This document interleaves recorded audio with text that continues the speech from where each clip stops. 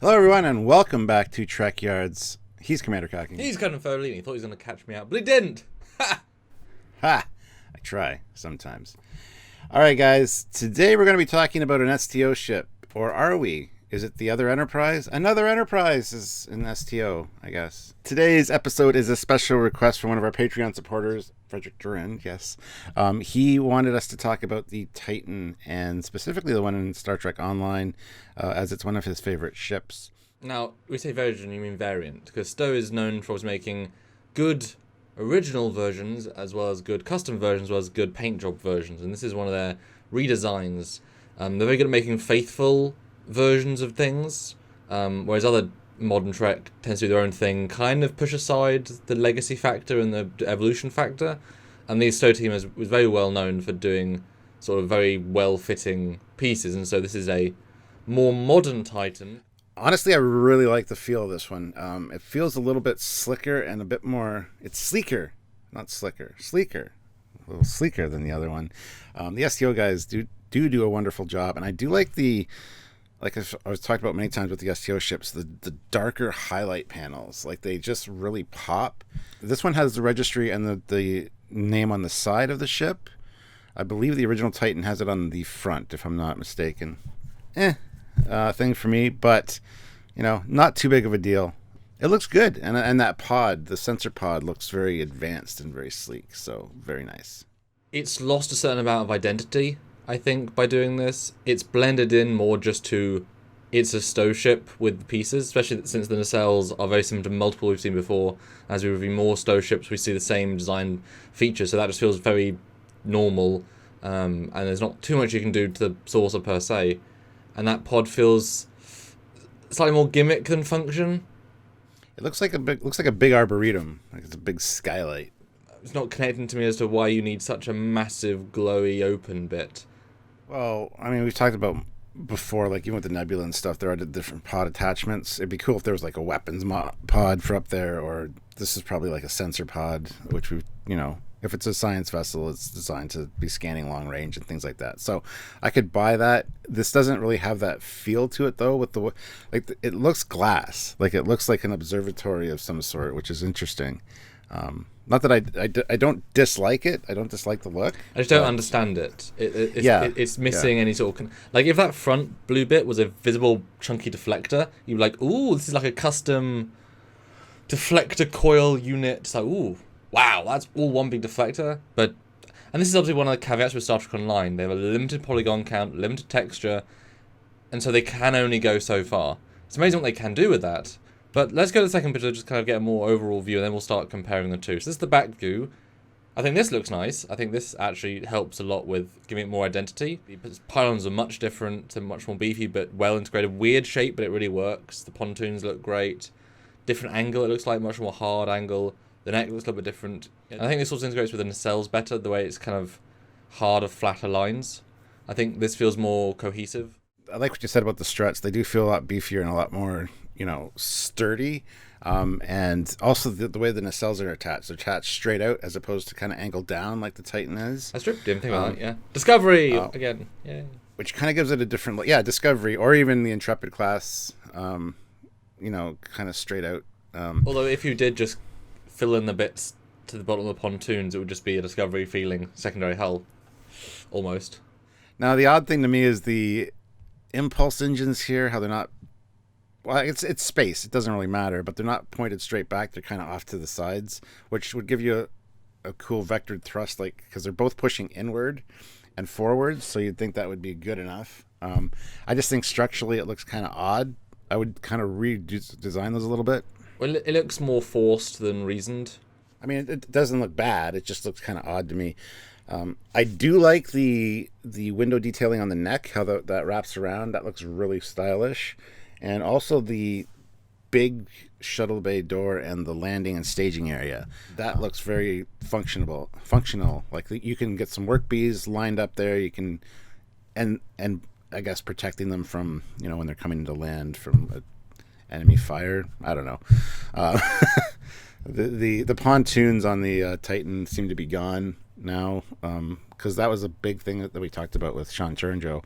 The pontoons on the saucer really stand out and actually protect the bridge, which is interesting, and they seem to be toned down quite a bit here, at least in this angle.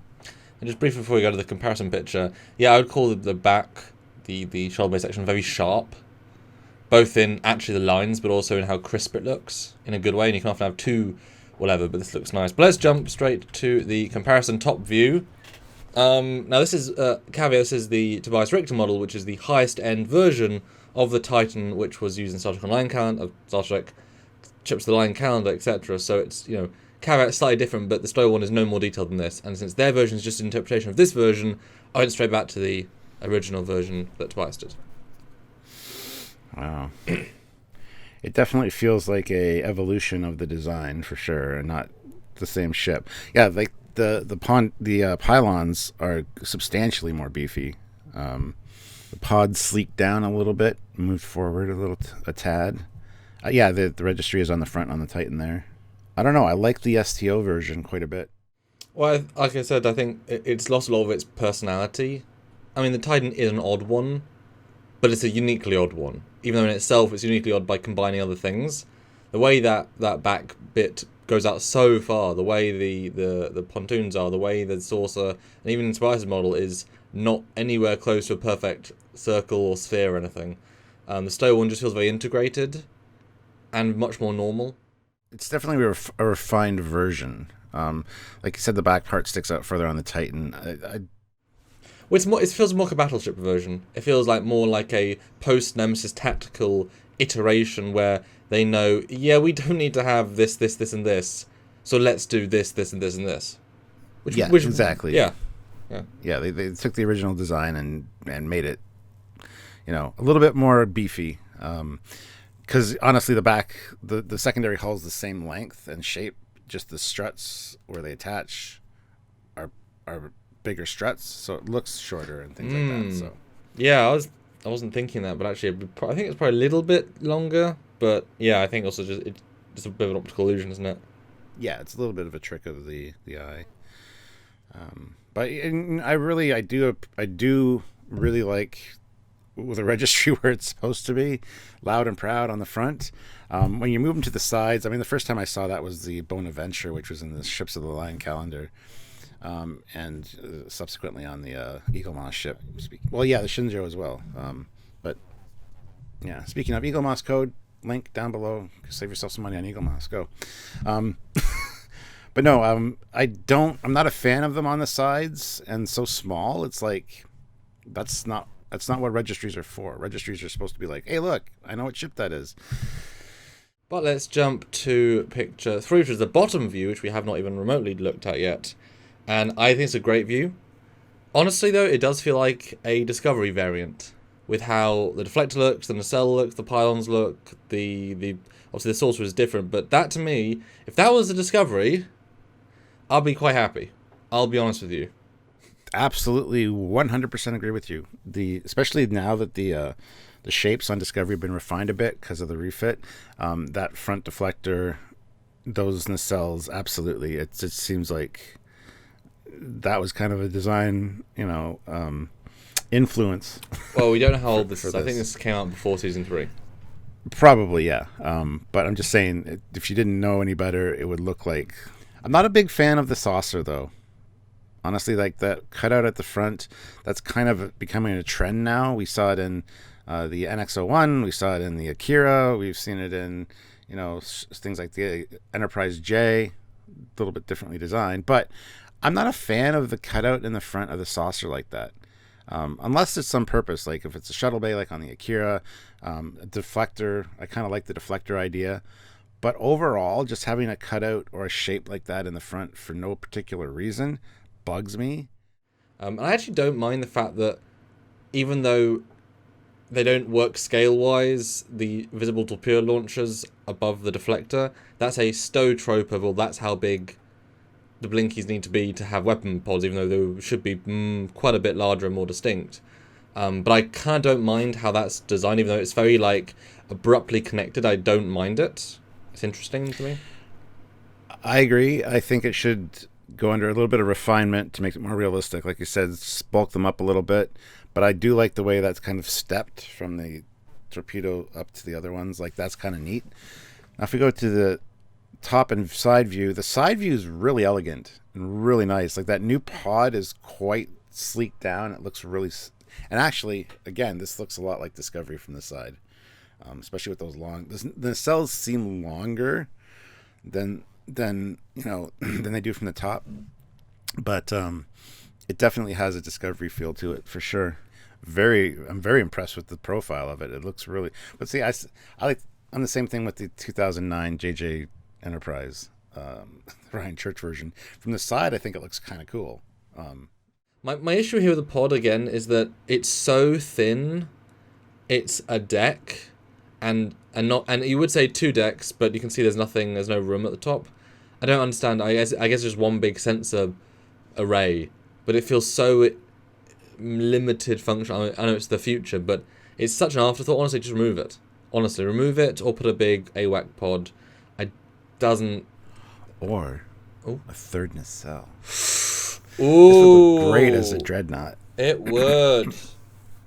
Yeah. Just extend that back. Like, oh my god. That being said, this pod from the top does have some detail inside it. Again, very sensor-like. So that's not a problem. It's good to see the detail though, because from the other angles it just looks like glass. Like I said, could be an arboretum, which would be kind of neat. But let's go to the front and back views now. See, the front view is the Intrepid. It's essentially the Intrepid class, just with the little bit longer struts. They stick out further. Other than that, that's the vibe I get. See, the Titan is unique in the fact that the nacelles strut, or the nacelles kind of angled down. Yeah. And the pontoons push so far up, it's got a very distinct profile. Yeah, the pontoons here are very subdued. I really like the front and back looks, though. I really like Which we haven't said on a lot of recent ship reviews, I'll be honest. They've kind of fallen apart. These are certainly much better. Yeah, I really like this. This is actually an improvement for me over the original Titan, because I do like the straight-out nacelles, even though it is Discovery-esque. They are a lot bulkier than the Discovery nacelles, I think. So they look better on the ends of those pylons. But even the cutouts in the saucer from the front look good. They look like they might be something. They might be important. I'm still surprised it's just Discovery again. Like 85% Discovery. Especially the back view and in the front view, as we've seen in fan versions, it's insanely Discovery. I mean, more Discovery refit, which is actually a compliment in a sense, but it's... But let's go to the concept art. Oh my god, USS Cassiopeia. Hey, it's my daughter's name. My youngest daughter. Nice. I'll have to show her this. Nice concept art. I mean, they always make good stuff. It's basically the same. Some of the lines are different, and I kind of like the fact that it's not limited to the Star Trek Online graphical limitations. Also, I noticed this before, but I didn't mention it. The way the blue glows curve around the back of the nacelle and kind of go a little bit into the inside, but not all the way. That's a nice touch. Yeah, it happens a few times in STO. It's one of their aesthetics. I mean, it's a nice concept art. It's very similar yet different. I still wish the pontoons were higher in the middle.